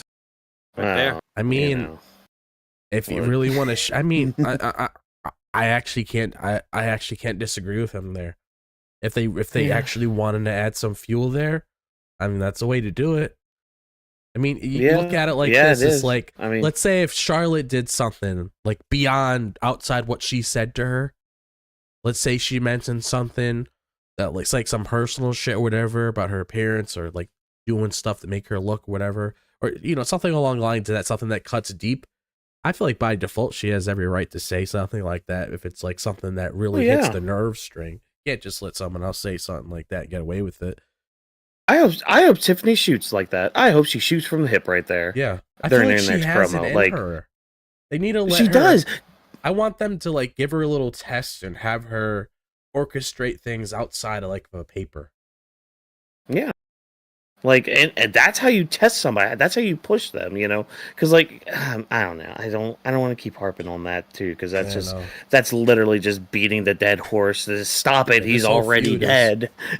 So, unfortunately, just do better. We know you could do better, but like, I feel like there's a whole other conversation too to have about WWE and certain builds and all that, but I think that's gonna be a good conversation when we do our WrestleMania special. Oh yeah. That'll be talking about. Oh yeah, like I think there needs to be a conversation about WWE's overall product too, but that's a topic for a whole other time. Or an LFG. LFG. But you know what? I'm ready to talk about something that I kind of enjoyed a little bit more than this little interview segment. We had Piper Niven taking on Zelina Vega, and this had some implications because if Zelina won, hey, she might have been one step closer to Chelsea Green's United States Championship. But I'm just going to take some time, to pledge my allegiance to our wonderful, awesome, beautiful, fantastical, hardest hitting, undefeated singles competition, mind you, Chelsea Green, for being the best United States champion we have ever seen on this godforsaken planet. But yeah, Piper Niven ended up defeating Zelina Vega in honestly probably a really good match too. Like I thought, because like Zelina looked really good. Piper looked really good, and especially like the closing segments of this, like Zelina kind of went up to another gear and kind of really showed a little bit more of her stuff. Like I don't remember her doing like that whatever that like submission she did on Piper, where like Piper was still up and she was like, it was almost kind of like an arm. I keep saying arm drag, but it's like almost like an arm bar kind of thing. Or she was just kind of hanging off of her. I'm just like, oh, that's cool. That's great. Do a lot of that stuff, Zelina. And yeah, she kind of turned it up a little bit near the end of the match. I'm like, all right, yeah, let's keep this going. Let's keep this gravy train growing. But yeah, Chelsea and Alba keep running distractions, and it's enough to get Zelina to not be able to capitalize on Piper Niven. Piper gets the win, and I mean, I don't think this really halts Zelina's momentum, because she is on SmackDown, and Nick Aldis is a very fair GM, and he is somebody who does reward people when shit kind of goes down and all that. So I could see him giving her like another shot, maybe against Alba Fire, to maybe get towards Chelsea Green. But yeah, again, I thought this was a really good match, kind of your whole David versus Goliath fight going on, but yeah, I thought it was good. The only downside is, I guess, Zelina got some new music, which, I mean, that's just par for the course whenever we talk about people getting new music in Def Rebel and how shitty they are. But, you know, we'll touch on that here again, too. But, yeah, I'm going to bring it to you guys. Vash, I'm going to start with you. What do you think of this match, and I guess Zelina's forward momentum to a possible U.S. title match? One, I hope, girls Zelina, ZV Army, I'm behind you. You'll get back on top. You will do your thing, and hopefully you're feeling better from your mishap. If you know, you know. And when it comes black screens, it happens. I'm glad they're quick enough to react. I am too. I'm very happy that they're quick to react. That's what they get paid for. They know there's the quick things. They're on top. They know the spots, and good enough to be on top of them. If you know, you know. For the fight of the David versus Goliath, I believe you have it on the document. Quick, nice reference toward that, because Zelina was giving her all. For a second, I don't know why, but that Zelina was gonna pick up Piper Niven one spot. I thought like Zelina's gonna do that. I'm like, oh shit, girl, you about to do that? Let's see. Have you been building those squats, those shoulder straps? Nah, she didn't. So I'm like, all right, cool. I think it's gonna do that. It's really great to hear the announcing for Zelina, hearing that she's from Queens, New York, because I'm from Queens, New York. So every time that said, I'm like, oh yeah, you're representing me. You're representing us from Queens. Fire, so cool. So that's just really great to hear. I really hope that Zelina gets to become her own finisher, like not having a 619 finisher.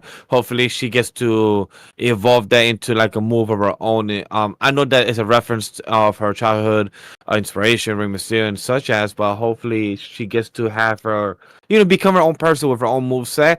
That's something that I like to see of her character become. If she doesn't, cool, it won't bother me, but I would like to see that as a fan.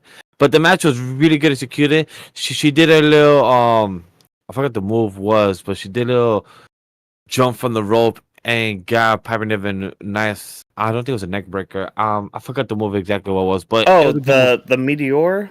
Yeah, from like the back and all that. Yeah, very good move from her. So it was nice to see like the extra gear. Like we spoke some good highlights about Liv Morgan earlier. Really happy to see Zelina Vega also put her own. But like Watkins said, Nick Aldis, I know you do your thing. You always like, hey, yeah, you're right. I saw Piper Niven coming out. Sorry, I saw Chelsea Green. By the way, Chelsea Green, you can't slap. You missed twice. I'm shocked that the camera did not show the second time of how you missed. So I'm glad Zelina played that second time well, because it was so obvious you did not touch her in a fraction of a hair. Look, it happens. It happens, man. Man, she's still my great U.S. champion. But Drop. What do you think about this match and Zelina's momentum going into WrestleMania? I thought this was a good match. Like, it was a good showcase for Zelina and everything. I am a little surprised about the outcome, but I don't think it's gonna like do anything. Like I'm really hoping there's like some sort of segment with Nick Aldis next week where he could probably set up another way for her to really get to that US title. And what I mean by that, like why I was a little shocked with the ending, I was expecting her to go over in this match. Maybe she has some sort of struggle with Haley Ray. I'm only saying her name because I mean that's what it was before. Right. But I was thinking that, maybe she could have a little struggle with her since she is a new person added to the team. And then she could possibly overcome that and get to Zelina. I know that's like a predictable thing, but I was at least expecting her at the very least to go over Piper in this match just to get at like, oh my God, just one more person before I'm there to like really give her like a way of like getting to Chelsea. You got that feel good moment, like, oh my God, she's almost there. That's why I was a little thrown off by it, but I'm hoping he take things into account so we could see it, so we could see her go down that route again, because I don't want it to be one of those things where it's like, okay, that's it and we're done and then we move on to something else. Because I mean, as of this moment, I can't really think of anybody on the top of my head that's not involved in other feuds that's currently going on in SmackDown that could have like a good chance of possibly getting that title. Yeah, there's not many on the roster, at least right now, or that they haven't shaken up a bit that I can't be like, okay, yeah, they're gonna do it.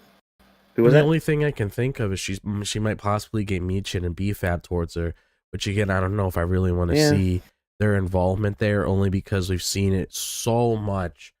I kind of want to see her just go through hell herself and get there on her own.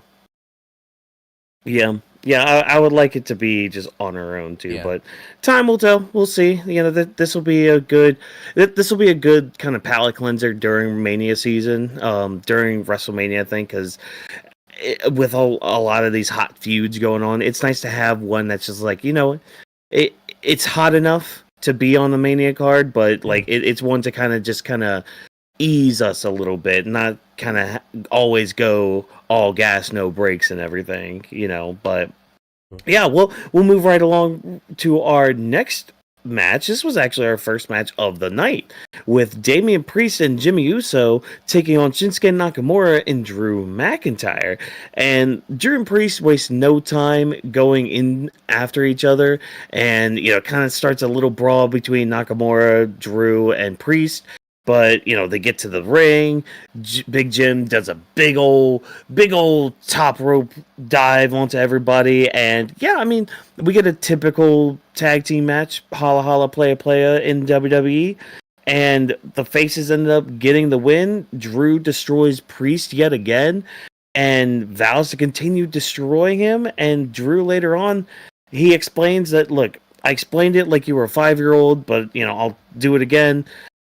We have history from last year, Priest, and you can try to poke holes through my logic, but I only tell the truth and all that. And if you're as tough as you are stupid, then fine. I'll see you in London next week, mate. And so we're plodding along with this Drew Priest feud, which I mean, I wasn't really too against it before Mania, because again, like, I think both guys had some good they both had a good 2024, and I think both of them facing off against each other is going to be a good match regardless. But even with the build itself, like, I think we're doing pretty good here when it comes to the build, especially for like a match of this caliber and all that. But I mean, I guess I'll start with the tag match. I mean, anything that kind of got you guys talking with it, or I mean, again, like, a lot of these tag matches are just kind of basic for me anymore, unless it's like for the tag titles. I'm gonna say no.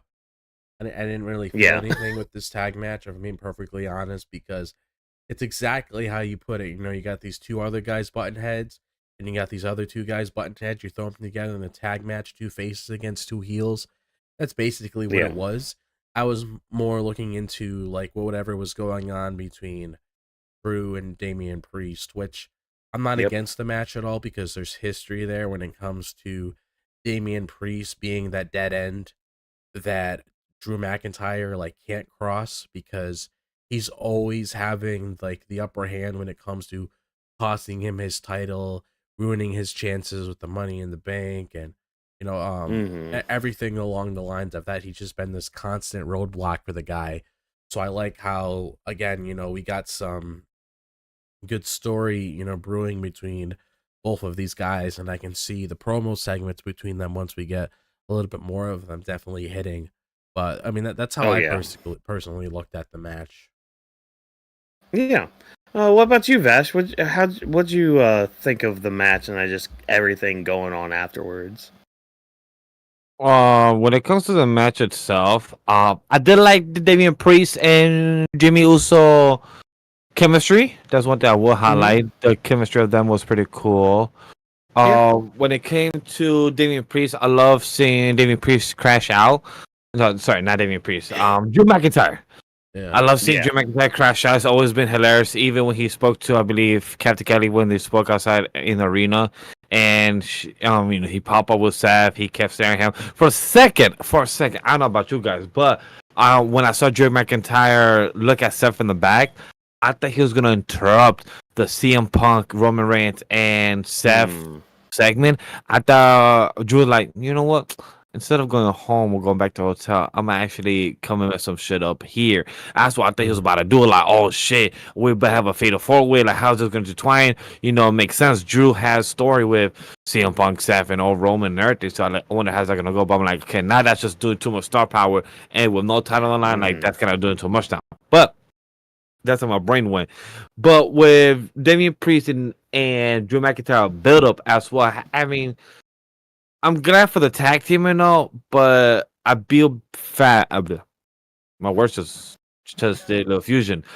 I feel bad for Shinsuke Nakamura, because he's lost his U.S. title, he lost some of the family, and now he's losing more matches again. And like, he's been good showcase. He has a good match. He did a good match before 2 weeks ago for the US title with LA Knight. But just to have him back losing, I wonder if this is just, at least he's being back in the main, mid-card, high mid-card, in the main event scene. But I wonder if there's going to be more to him in the future, or this just, he just keeps losing. He just keeps being showcased. I wonder what's the wrap for him. For Drew and Damian, their story being leading up to WrestleMania, at the end of the day, it makes sense. Drew literally gave us what the writers, producers told him to tell us. Hey guys, Damian Priest fucked me up for the past year. This is the reasons why. He's the cause of the A, B, C. He wrote the paragraph to you guys in the video format. He guys told you the plot sequence of why he feels the way he feels.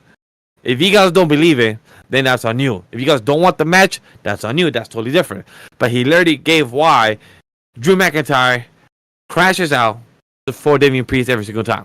So I'm here for the match. I know it's going to cook, but if it's going to have rewards or anything like that, or some type of stipulation, I hope for.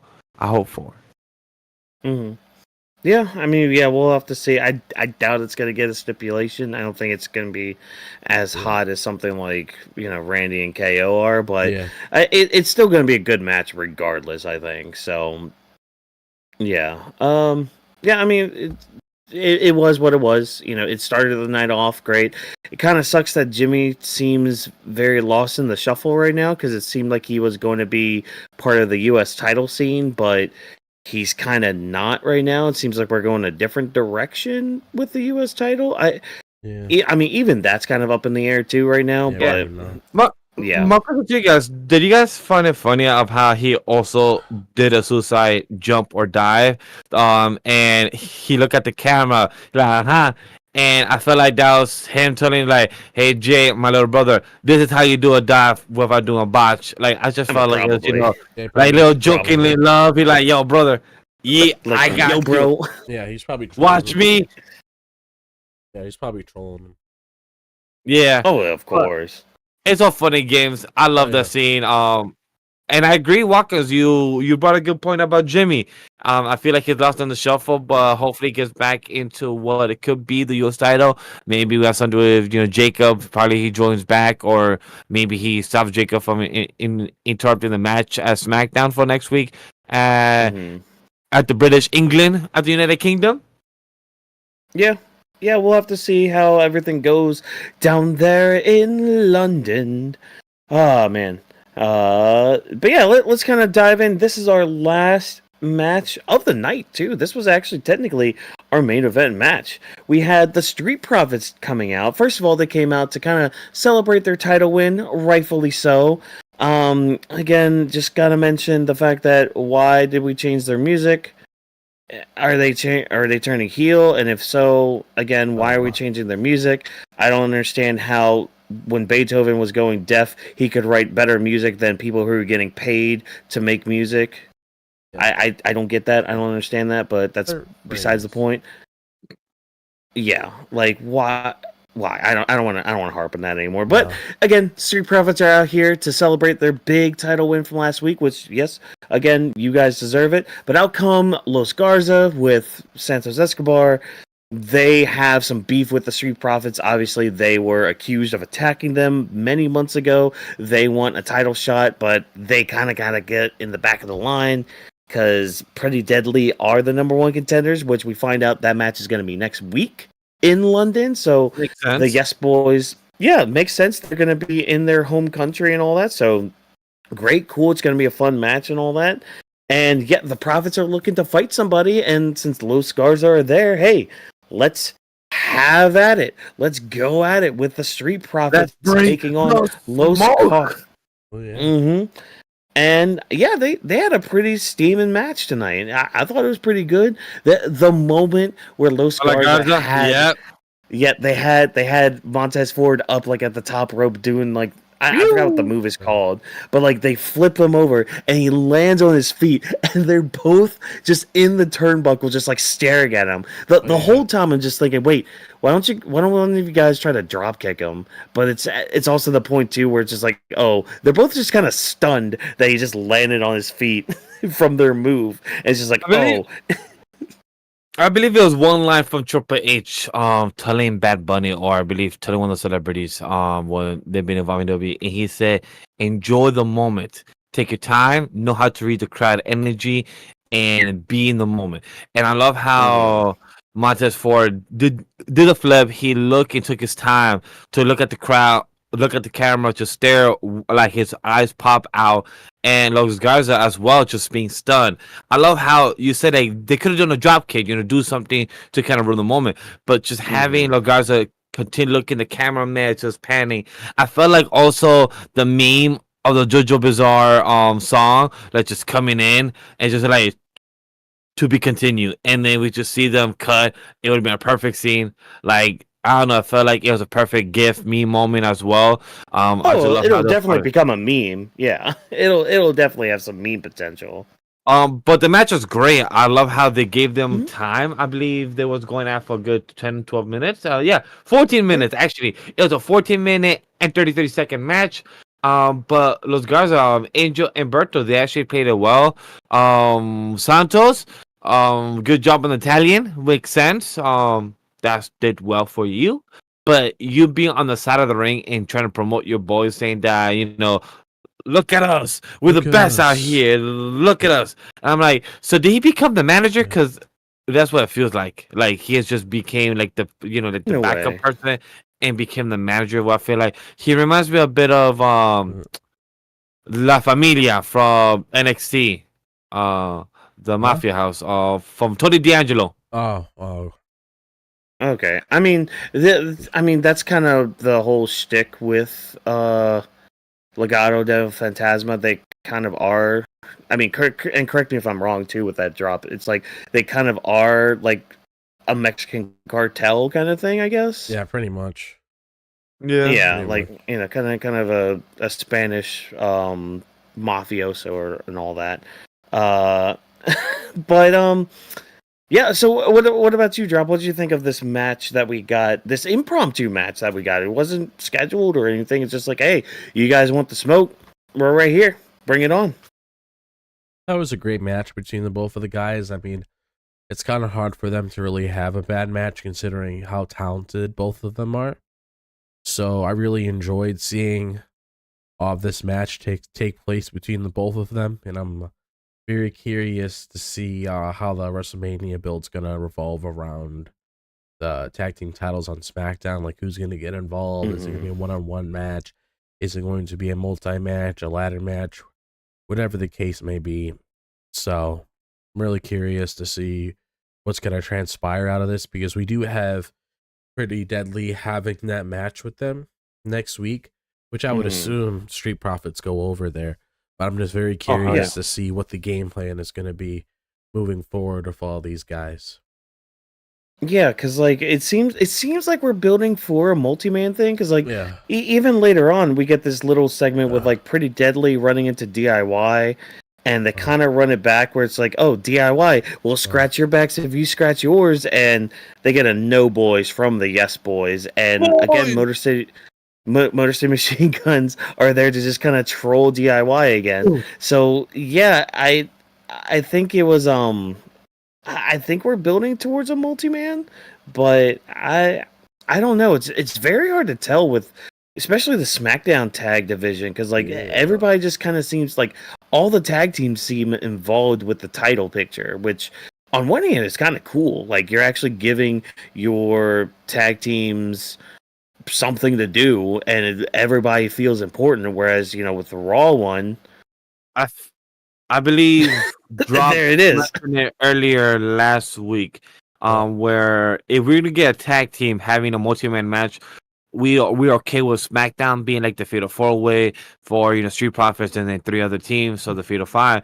But then the tag team of Raw, it has to be a 1-on-1, because you have to build the story for that. Because right now there is no story, there has been no development. It's been really lackluster for the War Raiders. Probably health issues are probably why they haven't been on screen. Who knows, or precautions. But if that's the case, they gotta switch opponents, or they gotta at least have more promo work for those being the cases. But I agree with us agreeing. It seems like on the same page that Raw should have like a singles competition for the match, for WrestleMania, and then for SmackDown, the multi-man is totally fine as long as what the story is building. DIY, like more of the city, I'm gonna say one, and Pretty Deadly are all bringing good points. Los Garza, right now, you did a good match, but right now I don't see you for the WrestleMania potential. But let's see what happens the next couple of weeks. We have left 4 episodes. Yep. So, I mean that's basically our title picture, and hey, that's basically SmackDown, everybody. So, I guess quick final thought. I thought this was a good SmackDown, not great. Not awesome, not fantastical. It was good, some low lows, but some things that were pretty good and all that. Some appetizers, if you will, and all that. And I mean, I guess if I had to pick like a favorite thing from tonight, it might be. Oh, I'm going through. Honestly, I like the Jacob Fatu stuff. I like where we're building with that. Not just because I am a fan of Jacob Fatu, but just the crash out itself was fun to watch, and just like this kind of implosion of the Temu bloodline going forward, it's kind of got me a little hooked tonight. So I'll highlight that. I think I'll highlight that. So Vash, I'll transition to you. What do you think of SmackDown overall, and just what was your favorite moment of tonight? Randy, since you took that one, I'm not gonna repeat it. I'm gonna just say Randy moment, because as much as I love to say the CM Punk, Roman, we got Seth freaking Rollins. I don't know if we could still call him freaking, because I didn't pay attention if they said it during the introduction, but the Randy, because he kept saying the voices, the scenario of them singing it, them getting the moment, everything felt special, everything felt powerful for Randy, and KO trying to sound like you a little bitch, and he's like, hey, you was about all fight now you're like yo was. But just the whole hype moment. Now we got the confirmation that people have been speculating that we're gonna get these to WrestleMania. Now we got the approval, and I'm excited for to see it. And this match, this SmackDown episode was great. Not saying it was bad, not saying it was good, not saying it was perfect, but it was a good average one. Like a solid 7.5 out of 10 show. It was good. Type of soap opera, 3 hour. Tiff, Charlotte, y'all got to do your thing better. But I know hopefully next 3 to 4 weeks we get much better story built up. Maybe use social media. You know, Rhea, Liv, Bianca, they've been doing their shit. They started to. Yeah, So probably use your shit as well, Charlotte, Tiffany. Probably do something on social media. Probably change your name, say I'm the queen in this bitch. I don't know. Probably say something. I just added something in my head. Drop. How about you? How you feeling about this? Any favorite moment? Any highlight? Or you're good? So I thought this episode of SmackDown was it was a pretty decent show to me. I enjoyed, certain parts spread out throughout the show that we talked about. If there was one standout to me, I would probably have to say, seeing Liv Morgan improve more in the ring, because that's a really nice thing to see, because, that's been a topic of conversation for years. So it's finally good for us to put that to rest, showing how she's finally earned her spot to be in the position that she's in. And if you had to name, an improved superstar out of 2024 last year, I mean, I would definitely throw her on the top of the list. But like Watkins said earlier, when it came to the show itself, when it came to certain story builds, you pretty much got the appetizer with certain ones that you were able to enjoy. Then you got a couple mess stuff when it came to the whole Tiffany and Charlotte situation. Hopefully that improves some way when it comes to what they could probably pull out of the bag next week. Maybe get an in-ring segment, maybe actually having the audience build a little bit of more pressure between the both of them when they're out there in front of all those people, especially since they are going to be in London, which is another crowd that could get pretty hot. So I'm hoping they can do something like that to really add something more to their feud. But overall, that's my thoughts. All right, great, perfect. Well, ladies and gentlemen, boys and girls, and children of all ages, that was our Friday night edition of Weebs of the Ring podcast. So, thank you guys for checking it out. We had a pop-in chat tonight with fun friends like Moose. Vash, your fan came back, blowing hot wind everywhere. So that was cool. Yeah. Lisa came out. Vash fan, we might be hearing more AC soon. The summer's approaching. I've been already trying to figure out where can I place my mic so AC will not be heard again. So I don't have to hear you guys talk about it. So I'm trying to find my, probably move the mic here now, move the AC. Yeah. Don't worry, guys. I want you guys to have a good experience, and myself as well, not die in this room where I'm at. Also, it's quick two plug. This Sunday, the podcast feed is fully live, and check out the YouTube channel, Weebs of the Ring, where you guys watching this. We're gonna have a 3-hour stream that we did 2 weeks ago when it came from our it's not SmackDown, our WWE 2K25 Blood Dynasty showcase. That was a long one, mouthful. But yes, go watch this. A 3-hour show. Right now, I'm currently exporting it. I'm about to upload it. It will be ready before then for Sunday viewing there. So definitely go check that out. Quick 2 plugs, because I've been working on some stuff behind the scenes, uploading our audio feed. Very hype shit. Yeah, y'all want to see me really crash out during a video game? Yeah. All I gotta say is Tamina and Money in the Bank. If you've played the showcase mode, you know exactly what I'm talking about with it. But yeah, so only one way to kind of talk about that. I was kind of shouting some of you guys out in the chat earlier, and it's great and all that you guys are coming out here to talk with us and all that. But there's more places you can talk to us as well in this social aspect that we do when it comes to pro wrestling or anything else in general. You see all these ats right below us. You got at AniMa W3 Studio, Legend of Vash, Drop This Box, Watkins MW, and of course Weebs of the Ring. That's all of our ads for all of our social media accounts, whether it's Twitter, Instagram, the TikTok, and all that. Check us out on all those, and of course check out the links in the description so you can check out all of our other socials, all of our other channels that we do stuff on. And hey, a special congrats to our team member Drop This Box, who just reached 900 subs on his personal channel. So claps all around. Give us all the claps in the chat as well as I'm hitting the intro for him. And if you're not already subscribed to him, go and subscribe to him as well. Again, link down below in the description. And you know what? Maybe later on down the road we'll get some of those special guests that are also part of the AniMa W3 Studio team. Because if they want to talk about wrestling, come on here. Hey, we'll be more than welcome to bring them in. Even it doesn't matter what their knowledge is of wrestling. If they want to get into it, come on in here, and we'll welcome them into our world. We're welcoming people, right? Or also check out the 2K game that we'll be showing a showcase in May. We'll be having wrestling content creators. Who knows? Stay tuned for that announcement. Hopefully in the near future when I get around to finishing some of those things. But as always, people, we're going to take time to thank you for taking time out of your day to listen to the Weebs of the Ring podcast. If you enjoyed what we had to say, again, all of our socials are down in the description and right below us to check us out and all that. Also, be sure to use the hashtag Weebs of the Ring to interact with us before, during, and after all of these shows. And of course, feedback is always appreciated, as we are nothing without you guys tuning in to the show.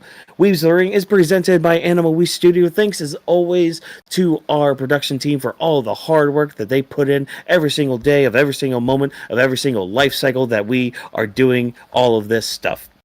And also, once again, thank you for joining us. And remember, as always, no stunt grannies were harmed in the recording of this podcast. Have a good night, ladies and gentlemen, and we will see you on Monday when we head to the homeland of Daddy Drew McIntyre, and we head to Scotland. See you in Scotland. Nice. See you guys. Ole, Fatu.